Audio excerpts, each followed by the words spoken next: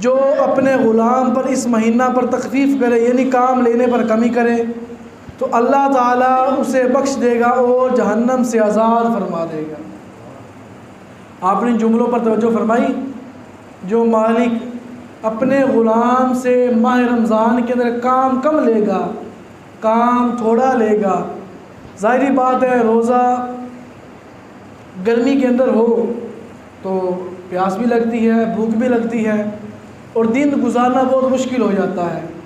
اور کئی ہمارے جو جوان ہوتے ہیں یہ کام کی وجہ سے روزہ چھوڑ دیتے ہیں، حالانکہ روزہ فرض ہے، یہ کسی بھی بنا پر روزہ معاف نہیں ہے جو شرعی مجبوری نہ ہو۔ ادھر دیکھیں غمخواروں کے آقا اپنے امتیوں کو کس قدر احساس فرما رہے ہیں۔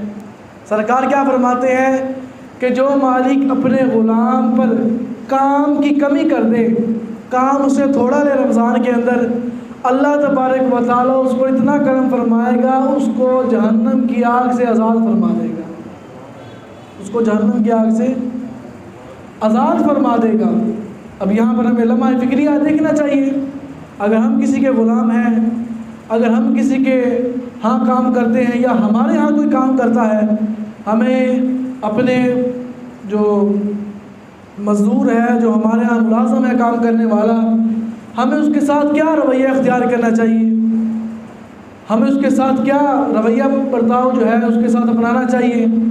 یہاں پر سرکار نے فرما دیا کہ اس سے کام کم لو، اگر اس کا روزہ ہے اس سے کام کم لو، اگر وہ روزہ نہیں رکھتا، اگر اس کو اس بنا کا خوف ہے کہ اگر میں روزہ رکھوں گا تو میرا مالک مجھ سے زیادہ کام لے گا۔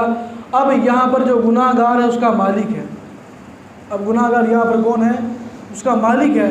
تو یہاں پر سرکار نے فرما دیا کہ اپنے غلام پر، اب غلام تو نہیں ہے نا، اس دور کے اندر غلام تو نہیں ہے، اپنے ملازم پر تخفیف کرو کام کے اندر، کیوں؟ تمہارا رب تمہیں جہنم کی آگ سے آزاد فرما